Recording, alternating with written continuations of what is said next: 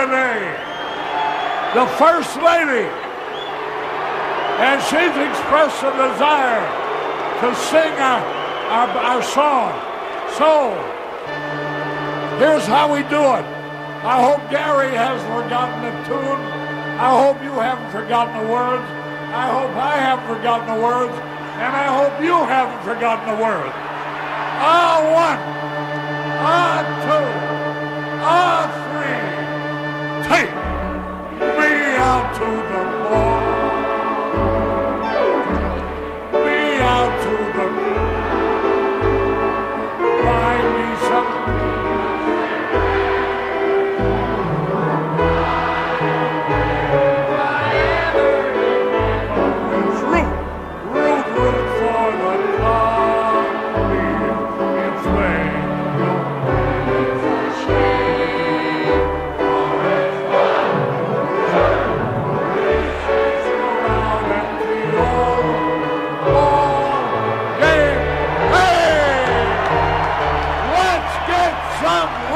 The Monday morning quarterback on the 20th of August, 2018, coming to you from WBRN Radio and over the Boston Red Network. We finally got an open source report out there as part of our family, the WBM family of programs, which include Boston Red, Numbers Man, All About Sports. You'll be hearing more of All About Sports as we go into the fall season. We've been a bit behind in that production. It's a newer production. I think we have one or two programs out there. We haven't decided as of yet it will be on the program that is on the economics of sport or just in-depth coverage of sport. Perhaps it'll be a blend of both. But nonetheless, that program is out there. And BR on the World, that's where we cover international affairs. We're a bit behind on that. We finished one on President Mugabe, and we need to get that program aired. And the current state of Zimbabwe, we'll get that eventually up. We're a little behind there. But as far as our political programming here, we've got things pretty well covered. Last week we covered the Minnesota primary, very important primary out in the Midwest state of Minnesota, and then we updated the election there. It was an interesting election in that in the end, I'm not trying to be too redundant here, the centrist Democrat and moderate Democrat Walz, W-A-L-Z, won the primary. And came in second was the candidate we had endorsed, Ms. Murphy, a former union organizer for a nurses union, a former majority leader in the state House of Representatives, and all around the type of Democrat we like to see, one that called for Medicare for all. And her campaign exemplified the best in campaigns. No doubt about that. But she came up a little bit short, prevailing in the metro area. And then there was a third candidate in, the Attorney General Swanson. She came in a third, roughly 120,000 votes, I believe. Erin Murphy came in with 150,000. And the winner was a little over 200,000 votes. That his base out of the southern part of Minnesota, that would be down by the Iowa border. Traditionally, Democrats, the DFL party in Minnesota, would start their campaign in the southern part of Minnesota. The former Senator Hubert Humphrey came out of the southern part of Minnesota, and so did Walter Mondale. And that was the start. They would go from the southern part to northern Minnesota. That's the more progressive part of Minnesota that has turned a bit on the purple side now. It's a working class area. They do mining there. They do tourism, etc. Swanson was from that area of Minnesota. A little bit different take there. and her running mate was also from Minnesota 8, which is in northern Minnesota. So that is a little snapshot of how that state moved along. So now you have a governor's race between the moderate Democrat and a right-wing rabid Republican named Johnson, who is out of the Twin Cities area. Be interesting how that campaign is shaping up. It is one of what is now termed a nationalized campaign based upon the politics of DJ Trump. DJ Trump has decided to nationalize various candidates, particularly in red states or red areas. As Johnson is not in a red state, but in red areas. This particular candidate ran against Mark Dayton, who is the current governor, and was defeated. Now, will this resonate more now than before? It will be seen. There will be several races out there that have been nationalized. Most of the nationalized races are in red districts. When we are finished here, you'll hear from Anthony Savino. He is the political director of CBS News' political. He is director of CBS News' political unit, and we'll hear him in his battleground tracker. Now, one thing to remember about the battleground states: those are states that are purple to red states, more or less. Purple Missouri would be one state, but we did have a development in Missouri where right to work, one of the things that the Trump people and the Republican Party, they're inseparable, was one of their priorities. It failed miserably. What will be that impact in Missouri be interesting to see. We'll start this off with an article in the right-wing New York Post. This is the article here, and this is interpretation, but what they're doing here is CBS News poster reveals why blue wave is unlikely. That is really not what Anthony Sabino said, but was, they go on to say, was imprisoned in a windowless office. Now, that was on the 6th of November, 2000. Wait a minute, hold on.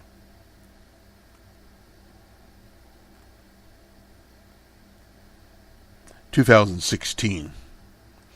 That makes sense. His phone was confiscated, and guards escorted him to the bathroom. And let's see.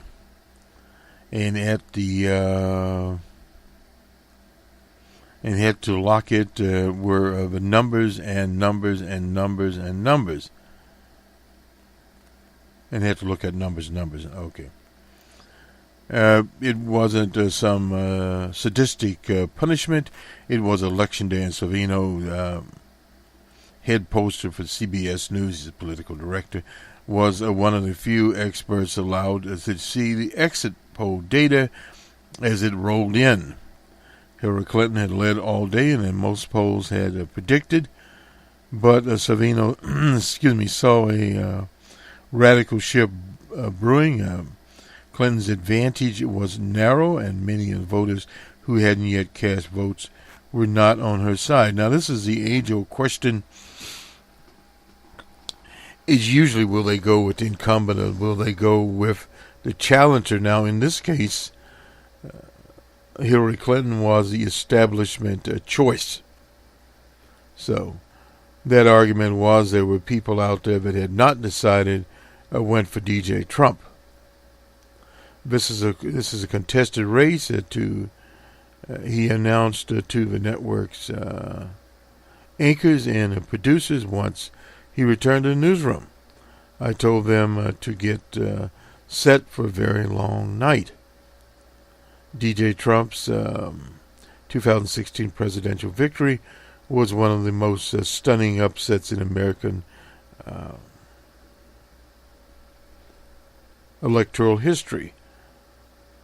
The campaign's final days poll gave Clinton up to a 7-point edge. Now, those were national polls, and this is where the headline came in. Ian, where did you get the numbers? Simon & Schuster. Now, it's out Tuesday. We ordered Savino's book. Explains the lessons posters learned that year and putting into practice now ahead of the November critical midterm elections. They are looking at things a little bit differently. In 2016, a lot of us assumed that we knew what would happen in Michigan and Wisconsin. Savino told the Post it was a great lesson for us posters, even if you think you know what's going to happen. Poll it if you can. And this is one of the big problems. Michigan was not polled, and Wisconsin, they were conceded. Now, our seesaw model was different. We had predicted that in our general model, that's the Ouija board model, that DJ Trump would win this election. And there were other people out there also that predicted to win. Now, the seesaw model is a second model that we use. Not the seesaw. That's our econometrics model. The slide rule model. That was the one that we used on Michigan and on Wisconsin. And in Minnesota. Now, Minnesota was a state that could have went either way also. The thought was at one time that Wisconsin would hold for Hillary Clinton there. But then when we started investigating what was coming out of Milwaukee, the votes were simply not there. The followers of O.J. Simpson in Milwaukee had made a conscious decision not to vote for Hillary Clinton, either voting green or not voting at all. And that was basically what turned the state to DJ Trump. Now, in Michigan, a little bit different story there in Michigan. You had undecided people, but also you have to look at the history of Michigan. The militias that were in Michigan, the Tea Party movement in Michigan that put Gateway Snyder into office. Old Gateway Snyder, because he used to be at the Gateway Computer Operation, not a Stellar Computer. Anyway, nonetheless, he was able to turn Michigan a union state, the state that brought the UAW, United Automotive Workers Union, the Rutherford Brothers, into prominence to a right-wing state. So it would not be surprising what happened in Michigan, particularly with Hillary Clinton. And also, you had the notorious Kumi productions there on the Clinton server. Those things played into it. So roughly you had a circumference of between Michigan, Wisconsin, and Pennsylvania, roughly about 80,000 votes. Let me get back to Savino here. They had given Hillary Clinton 239 electoral votes, 80% of the way to victory if she had held them all. Few bothered to ask those state voters what they thought. And this is one of the situations here. Pre-election polling in the Midwest just wasn't there. Savino said when Trump knocked out Michigan and Wisconsin, two of Clinton's critical Rust Belt states, supporters, her blue wall crumbled. Late deciders made the difference. According to CBS final poll, gave Trump a substantial lead amongst voters who had not made up their mind in the last the minute. In another blue wall state that went was in 2016, 10% of Pennsylvanians made their choice in the campaign's closing week, netting Trump 87,000 votes, more than twice his margin of victory there. Definitely more than twice his margin of victory in the state of Pennsylvania. But the vital indicator was buried under the headline news from the same CBS poll that Clinton had held a 4-point lead over Trump nationally. Well, yes, nationally. But that does not go to individual states. Mr. Cook, one of the best handicappers in America, has talked about that. And also Dr. Silver over at the ESPN polling operations also talked about that. If voters see the election as dynamic instead of a race, we can use polls the way campaign managers do, and as a crystal ball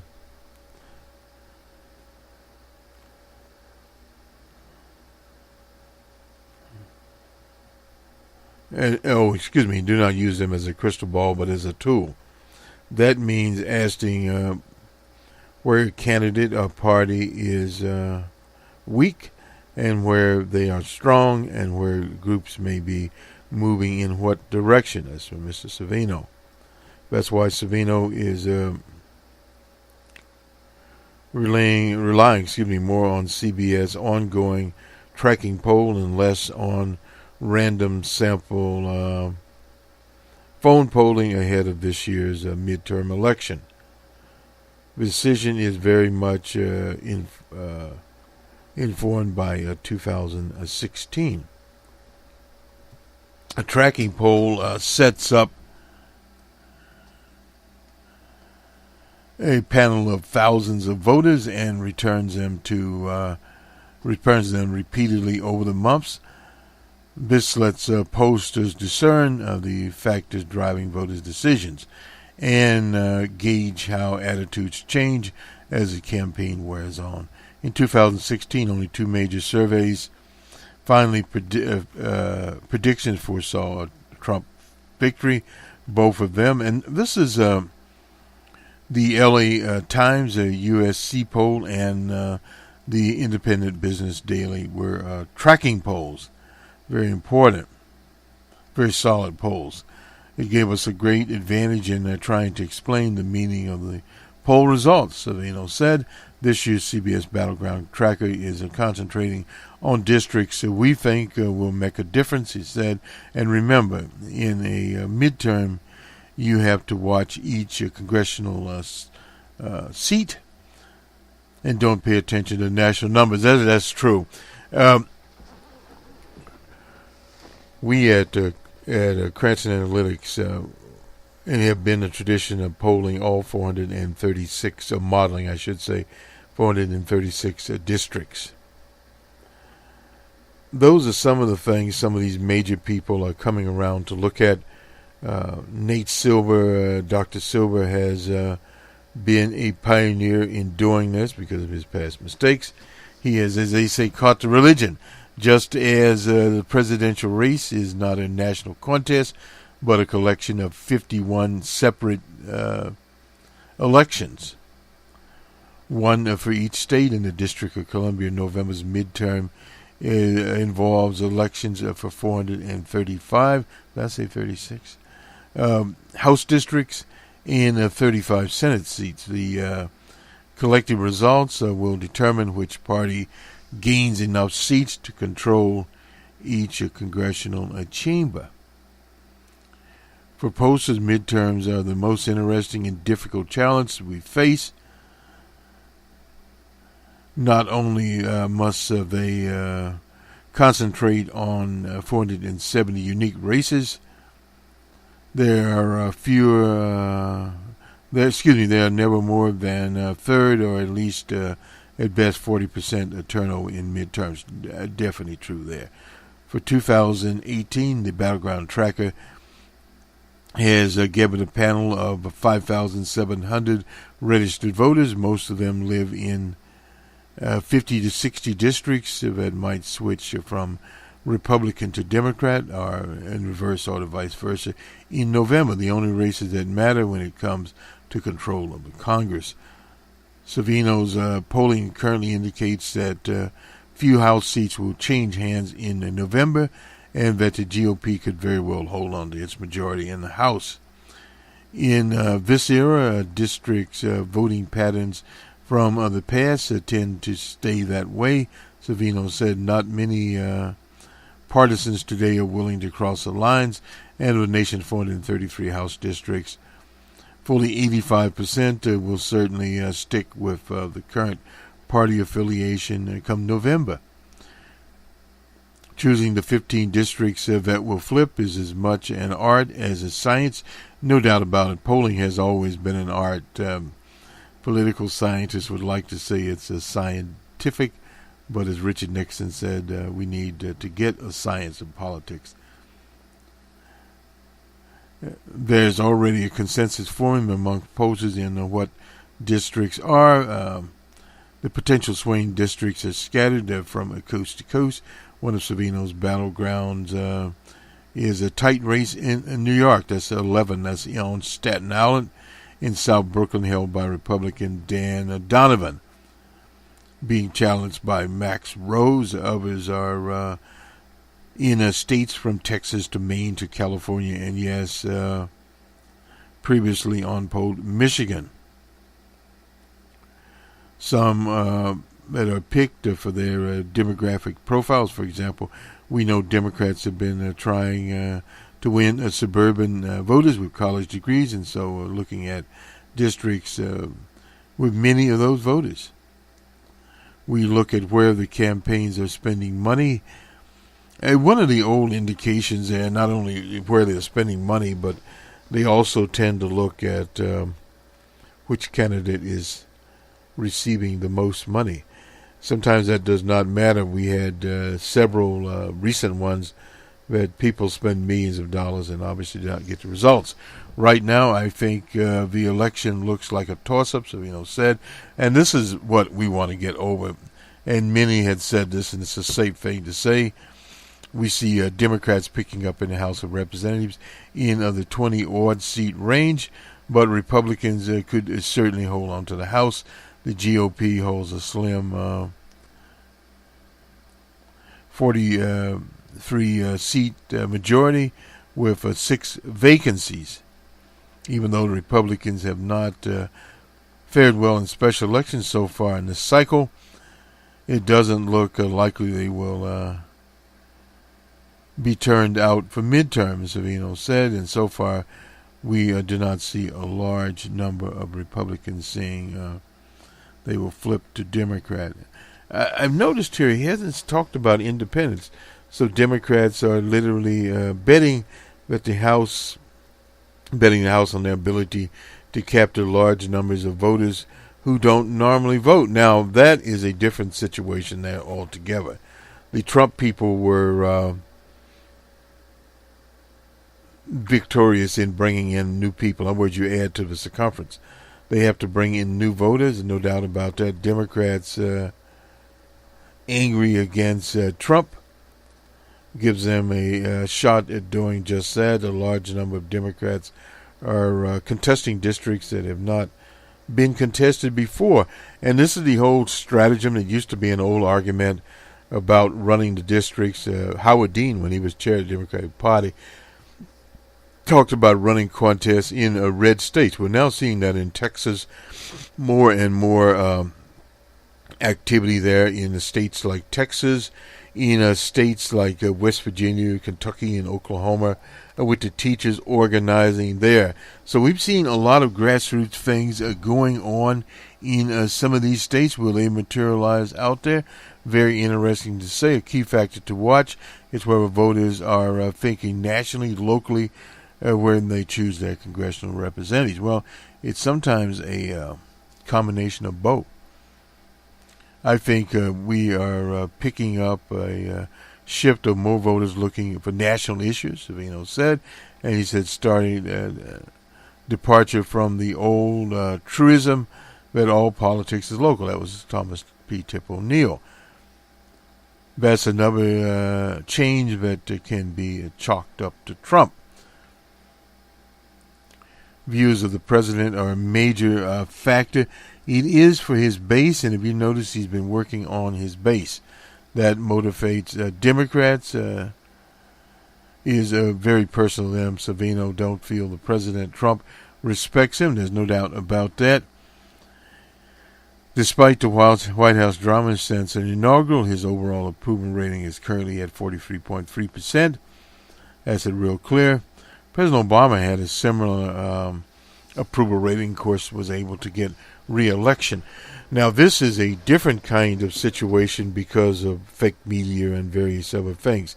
We look at the presidential approval rating varies over their first year, and turns out that President Trump has been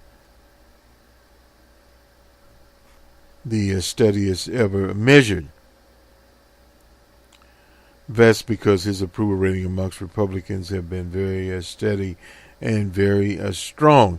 And that is one of the things to understand where the Republican Party is, because they have no place to go.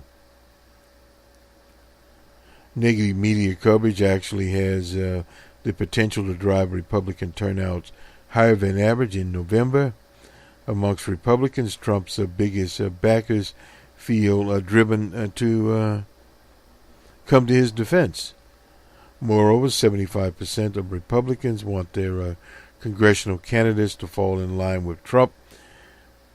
And so this is where independent voters come in, and independent voters, that a lot of independent voters move Republican. So this is a better article than we thought it would be. The best pollsters will tell you what could change and whose opinions are in flux and whose can be persuaded. Not a lot.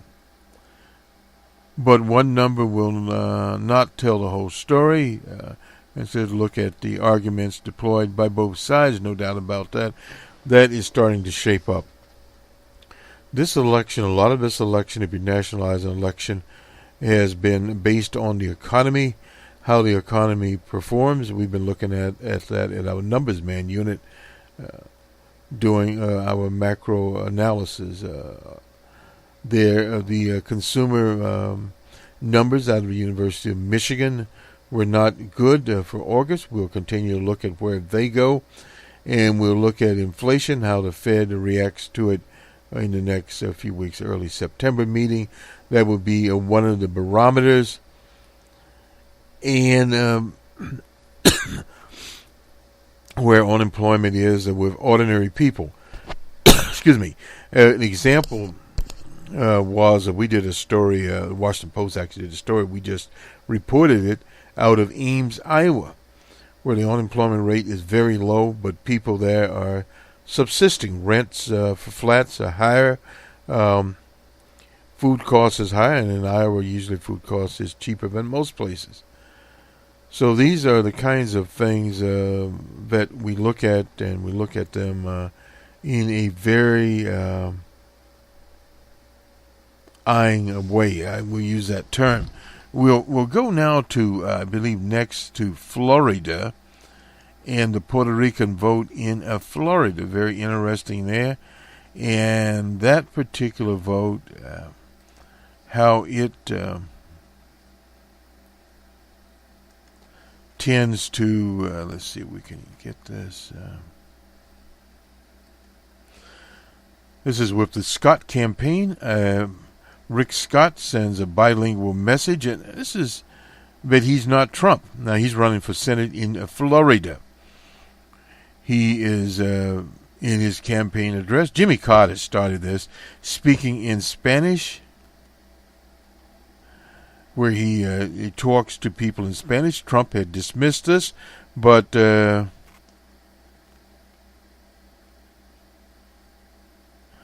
where he is here, my práctica en español, todos los días es muy importante para mí.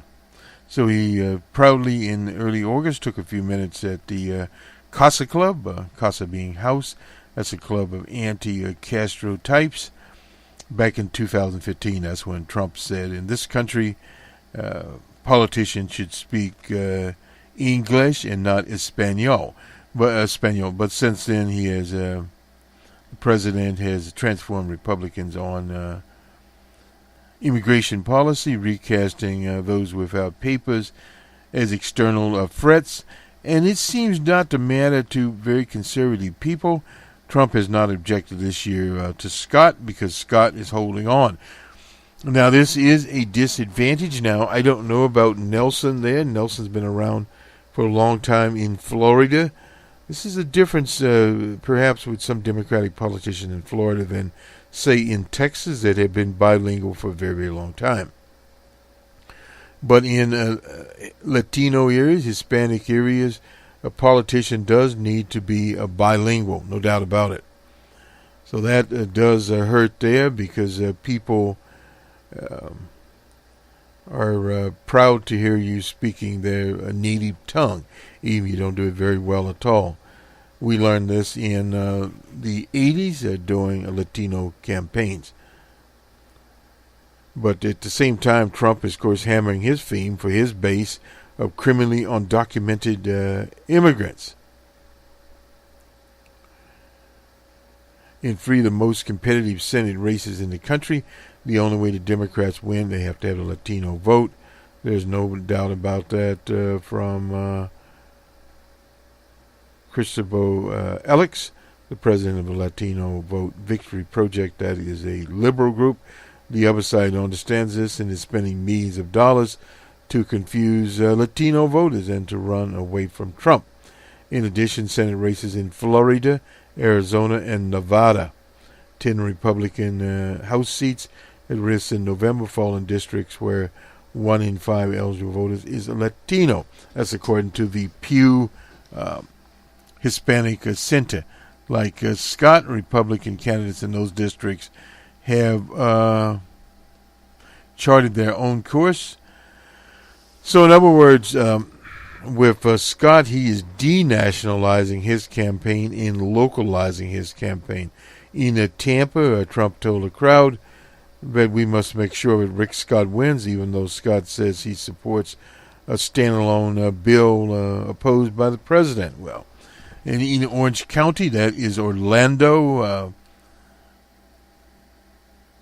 material in Spanish tells voters that immigration reformer or immigrator is a core value of the Republican Party. And that's an outright lie. The Republican Party's terminology often used is to describe giving some legal status to undocumented workers. At the same time, Beauregard's session has warned the country it is approaching the largest percentage of non-native born population in our history. Republicans oppose Trump's nativeness. Schiff remain concerned about the general drift of the party, no doubt about that. And that's the challenge that Democrats have to do. Now, this is Florida, another group of people, the Puerto Rican community that came to Florida after Maria hit the island. And, of course, Trump's notorious slighting of the Puerto Ricans is there. A June survey by the Florida International University found that 7 in 10 Puerto Ricans in Florida have a negative view of DJ Trump, but 55% in the same group have a positive view of Rick Scott, and who has a higher approval rating than his opponent, Bill Nelson. And this is a strange situation here. Scott has not been the type of governor that in his administration that looked after the needs of Latinos.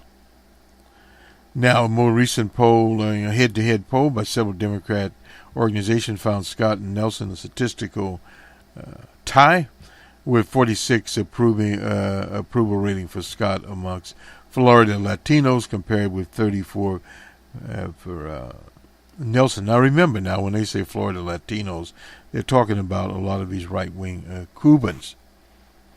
They think that Trump has disrespected them. There's no doubt about that. This is from Eduardo Gesmara, a political science professor who conducted a poll of the Puerto Rican community in Florida. Scott despite his relationship with the president, is a man who has gone to Puerto Rico 7 times. Well, Nelson had better, as they say, get his fanny there. Scott has benefited from extensive outreach efforts by the Republican Party. They've been doing this a very long time in Florida because of their close relation with the citizenry in so-called Little Havana and Ross Lapham and politicians like that in Florida. So in other words, they have a bridge to Spanish language media, similar efforts amongst Latinos in New Mexico. And this is Puerto Ricans who are citizens and can register to vote in Florida. But the situation is, are they registering to vote? This is very emotional. Gary Barros, the party's director of Puerto Rican engagement in Florida, when asked about the Trump administration's zero tolerance policy as towards children at the Mexican border. But the problem in Florida, these people in Florida are Cubans, they are Puerto Ricans, and on the border they are Mexicans, El Salvadorans, etc. There is a difference, incidentally.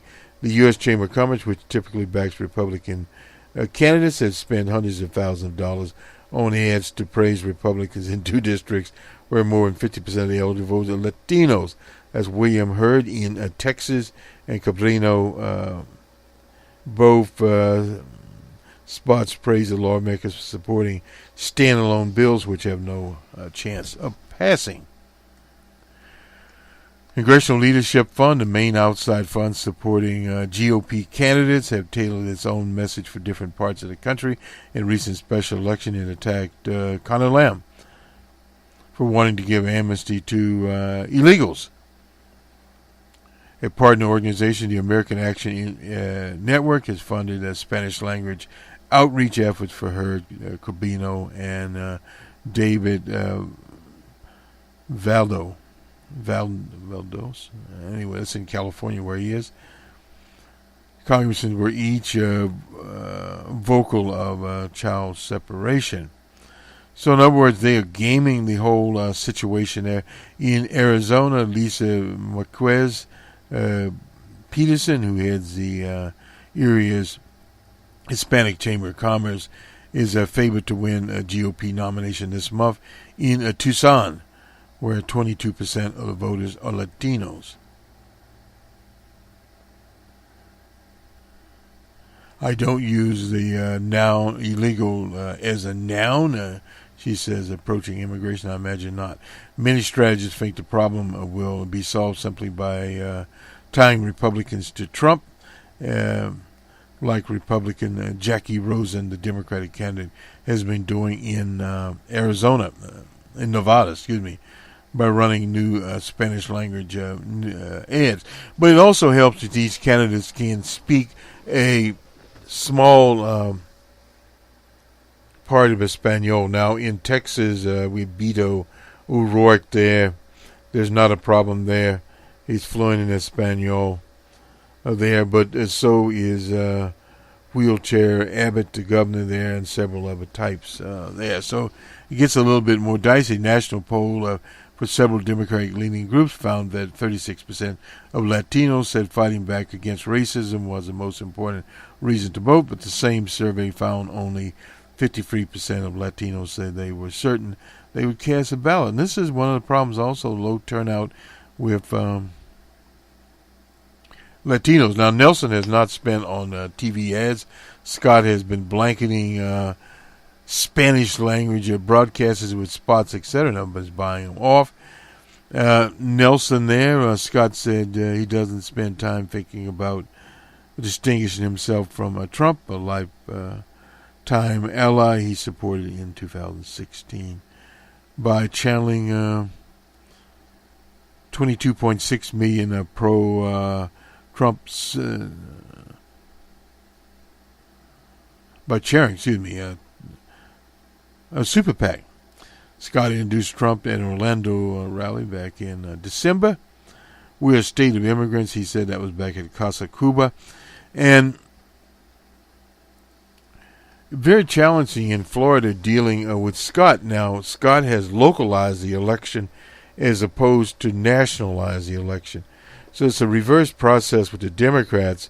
In Florida, they want to nationalize the election, not localize it with Scott. Scott being of medical, made his millions in nursing homes, etc. Governor of Florida there adopted many reactionary bills, including but not limited to stand the ground, and at the same time cutting medical benefits in Florida. So he's vulnerable on economic issues. Let me just check our time here before we do the sports. Bring up this item about Brennan. Brennan is the former CIA director that DJ Trump took away his security clearance. And there are a lot of former NSA, CIA types that are talking about it. Brennan said perhaps he will sue. The problem here is they have an executive order that's been around for some time from G.W. Bush, and modified it, and from Bill Clinton actually started another thing a centrist Democrat did about security clearances, and it went to G.W. Bush and on to President Obama did. DJ Trump follow the order? No.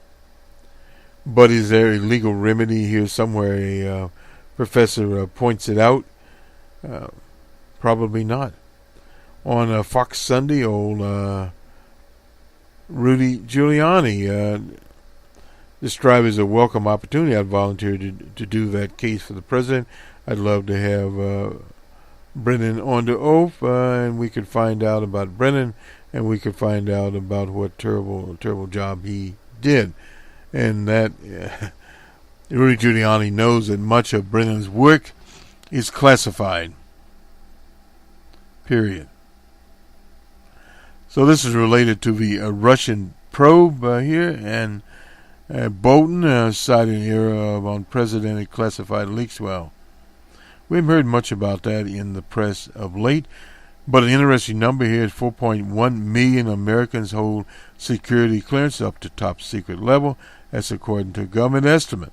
Former officials commonly retain their clearances, some to provide advice to current administration officials.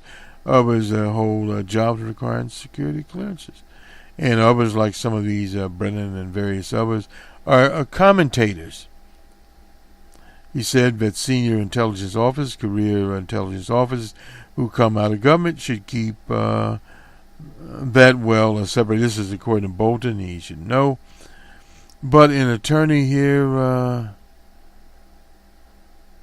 Zaida, who specialized in security law, said that under the executive order, one we were just talking about, access to classified information, Brennan may be entitled to legal representation and a written explanation of reason for loss of his clearance.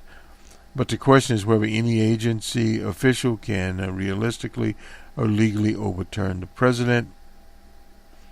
So it could be a right without a remedy, something they teach you in, the first 2 weeks of law school. So this is where Brennan is standing. We've done Rick Scott. A little bit of President Obama's reading list. Now, this is his fictional reading list. So the summer has been absorbed by new novels the former president wrote Sunday, revisiting an old classic and reaffirming my faith in our ability to move forward together when we seek the truth.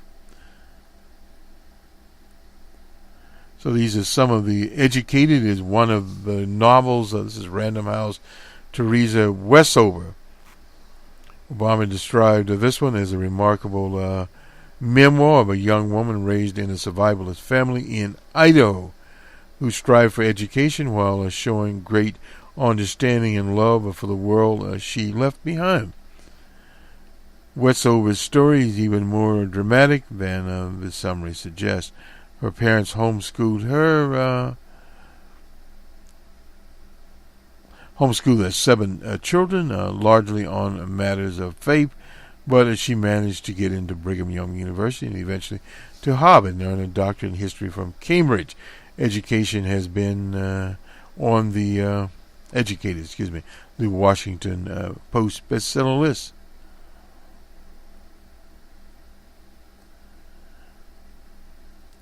The second book is a Booker Prize winner. That is the author of The English Parent. The novel takes place in London just after World War II. This is Warlight. Is this by Michael? I can't pronounce his last name.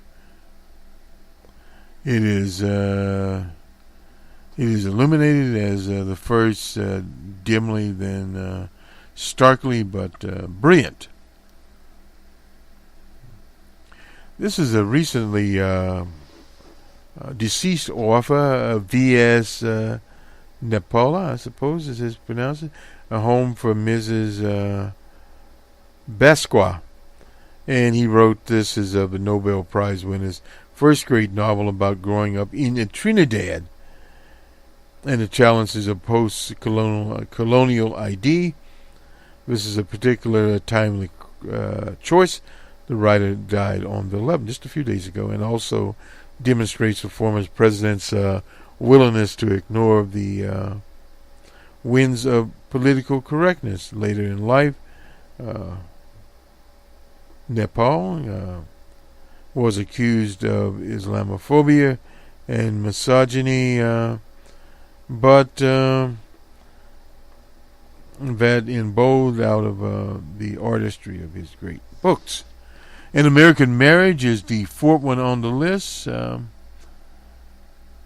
by Jones. Obama isn't the only big name to give this. This is on Oprah Winfrey's book club. The story is about a perfect blend of thoughtful dreams and social issues. When a husband is sent to prison for a sexual assault he didn't commit, he must deal with the horrors of incarceration. His wife must deal with the challenges of living without him. Obama describes it as a moving portrayal of the effects of wrongful conviction on young African American people. And finally here, Factfulness by Hans Rosling.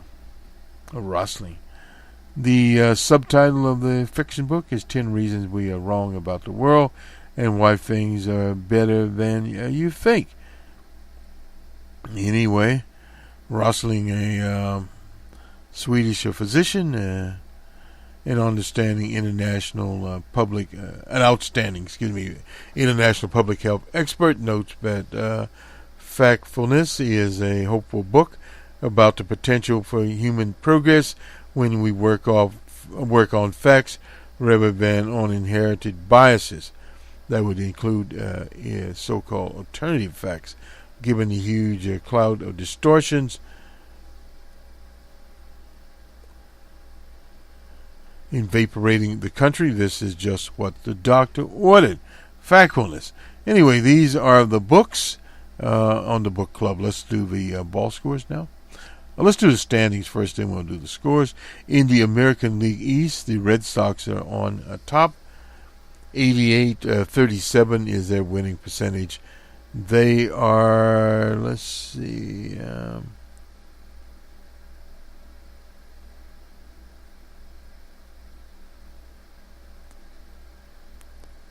playing 7:04 ball there. The Yankees are next. They are 8.5 back.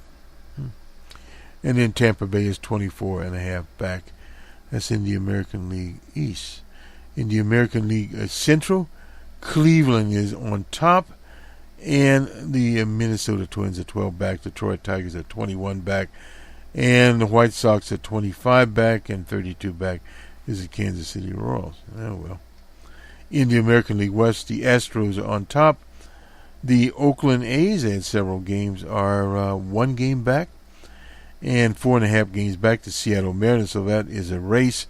And bringing up the rear, the California Angels. I guess the St. Cowboy, Mr. Autry, is looking down upon them, or perhaps up upon them. Anyway, nonetheless, the Texas Rangers in last place. In the National League East, Atlanta is on top. Haven't heard that one out there. A half game back is the Phillies, and 7 games back the Washington Nationals. The Mets, who won last night, 14 games back in the National League Central, the Cubbies on top. The Brewers are 3.5 back, and the Cardinals are 4 back and 5 back. And 8 back is the Phillies. So it's a tight race there, and of course Cincy is 16.5 back. In the West, another tight issue out there. The Arizona D-backs are on top. The Rockies are a half game back. The Dodgers are 2 games back, and 8 games back is the Giants. So that is the standings on the 20th of August. Now, the scores. The Rays were in Boston, and they shut out the Sox 2-0. The Blue Jays were in New York. Yankees 10-2. I suppose making a statement there. The Orioles and Cleveland were in Cleveland and were shut out by Cleveland 8-0. The Giants and Reds in Cincy. The Giants on the road, but the Reds 11-4. The Rockies were in Atlanta. They won their game 4-2. The Marlins were in D.C. 12-1 Marlins. And in 11, the Cubbies were in Pittsburgh. Pirates 2-1. Kansas City was on the south side of Chicago. White Sox pulled one out 7-6. The Tigers were in the Twin Cities. The Twins 5-4. Didn't really matter there. They were both in the cellar. Twins have sold off all their players.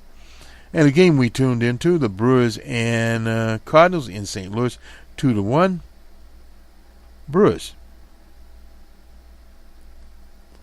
The Angels and Rangers in Texas. Rangers 4-2. The Astros, we missed this game, but the Astros won this game 9-4 over the Athletics in Oakland. The Astros had 13 hits, no errors, and the Athletics 8 hits and no errors there. The Dodgers were in Seattle. 12-1 was the score there. The Dodgers over the Mariners. The Dodgers 17 hits, 1 error, and the Mariners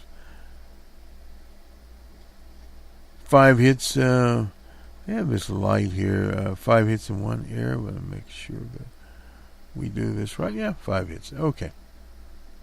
Anyway, just make sure we see a lighter color. The D-backs and Padres down in San Diego. D-backs won that game 4-3.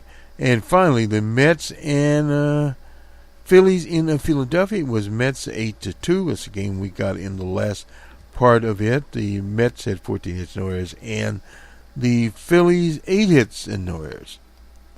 So that is a Major League Baseball.